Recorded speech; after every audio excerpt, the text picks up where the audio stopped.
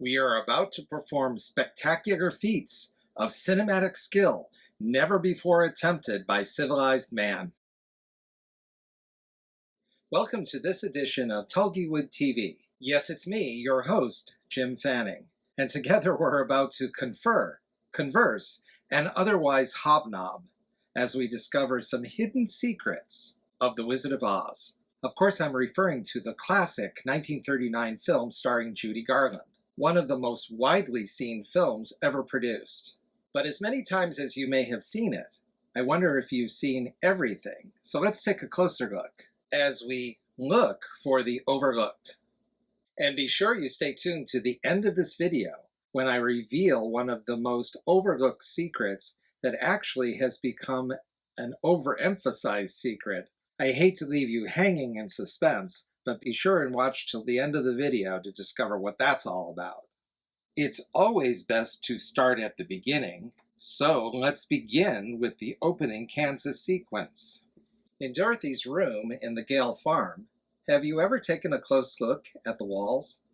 I mean a really close look. The wallpaper has a pattern featuring a certain flower. Look closely, they're poppies. Now, anyone could be excused for not noticing this detail because you'd have to take a really close look. But how do we know for sure that they are poppies? Because in a deleted scene, when Dorothy's visiting Professor Marvel, she tells him that her wallpaper has poppies on it. And as you well know, poppies turn out to be an important part of the story when Dorothy and her friends have to pass through the deadly poppy field. Speaking of Dorothy's visit to Professor Marvel, have you ever noticed this detail on his wagon?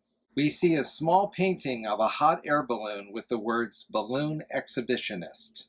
So among Professor Marvel's showmanship talents are that of a balloonist. This, of course, shows up later during Dorothy's dream when the wizard, it turns out, is a balloonist and attempts to take Dorothy back to Kansas via balloon. I wonder if Professor Marvel ever said, "I can't come back, I don't know how it works." Now, I've already pointed out this secret in a previous video, but it bears repeating. The voice that you hear in the Tin Man's song, "If I Only Had a Heart," the voice of Juliet, it's none other than Adriana Caselotti, the voice of Snow White in Walt Disney's Snow White and the Seven Dwarfs.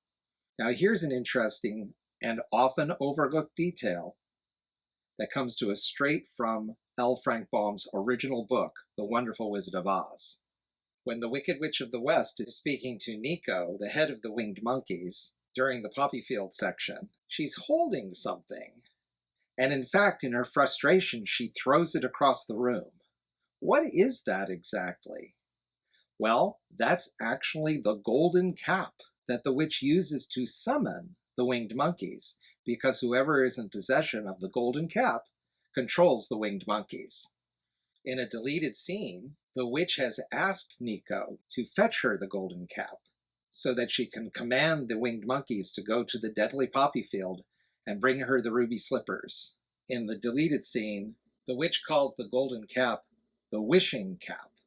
So in the film as released, you can see Nico hand her the golden cap, and then indeed she tosses it away in her anger. And oh, as a matter of fact, I let another often overlooked detail slip, and that's in the final credits, we see Nico is played by Pat Walsh. Well, who is Nico and who is Pat Walsh? Well, Nico, as I said, is the head of the winged monkeys, and Pat Walsh was an animal impersonator who plays Nico. That's him under that great costume. So if you've ever wondered who that character is in the film's end credits, now you know. I'm sure that most of you realize that the great character actor Frank Morgan portrays 5 different characters in the film. They are Professor Marvel, the Guardian of the Gates, the Town Cabbie, the Soldier with Green Whiskers, and the Wizard himself, under 2 guises.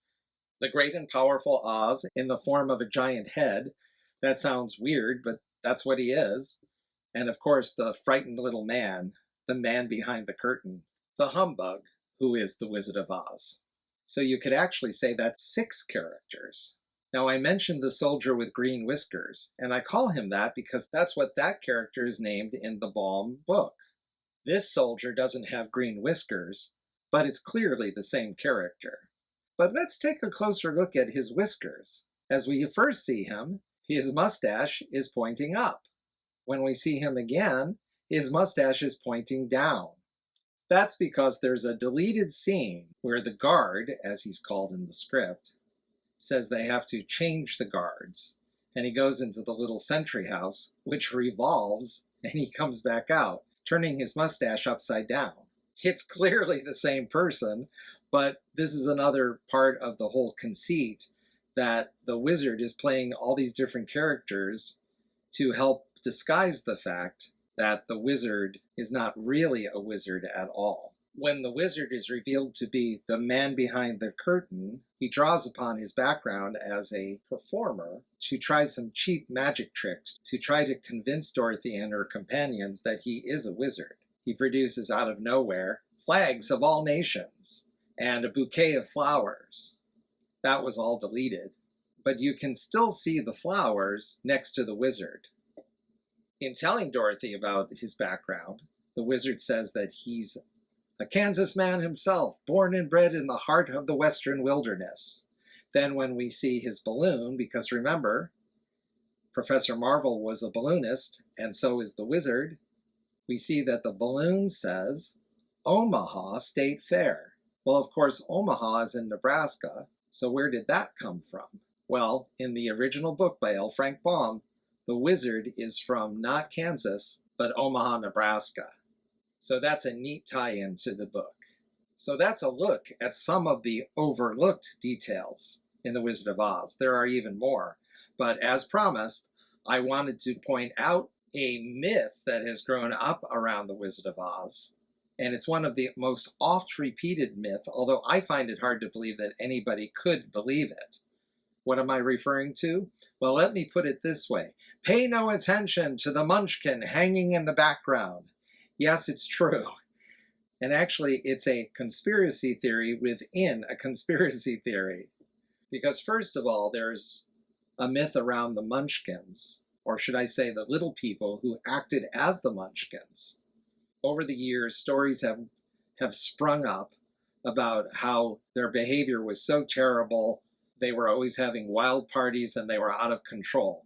This is partially due to Judy Garland herself, because in the later part of her life, she would tell exaggerated stories on, say, the Jack Parr show. She was really just telling stories to get a laugh, so she leaned toward the laughs rather than the actual facts.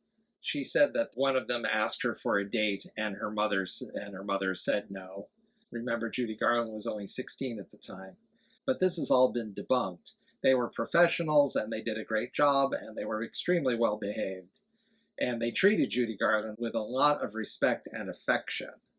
But linked to this strange myth about Munchkin behavior is that supposedly, as this completely made-up story goes, the Munchkin was so despondent that he, yes, hung himself on the set, and no one noticed. So as they were filming, he's there in the background, and this is the scene at the Tin Man's cottage.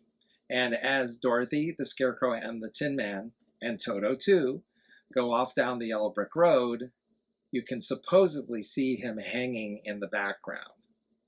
How anyone could even begin to believe this is beyond me.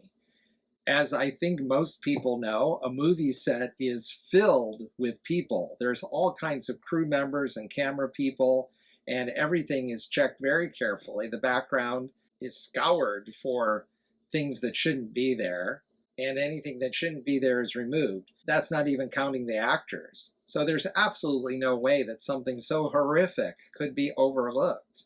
So, of course, it's completely made up. Now, why do some people believe this? Because in the background of the forest, you can indeed see some kind of strange movement, especially before the era of high definition and seeing the film in color.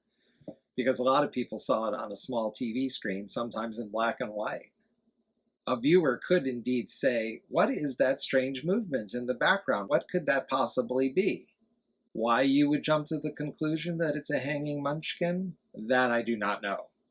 But let's take a look at the facts. What is that actually in the background? Well, it's a crane. Yes, a real live crane that was brought in to give some atmosphere to the forced set. So an animal handler came in with a crane, and that crane is in the background, and you can actually see the crane in another shot in this sequence. And here's a photo of director Victor Fleming, the animal handler, and the crane who caused all the controversy, just to show us that that's really what's going on. I hope you've enjoyed this look at the Overlooked in The Wizard of Oz, and it's a topic we'll return to again because this great classic film is so rich and full of details. That's one reason people love to watch it over and over. But be sure and be with us next time for another video in which you and I, dear viewer, will return to the land of E Pluribus Unum.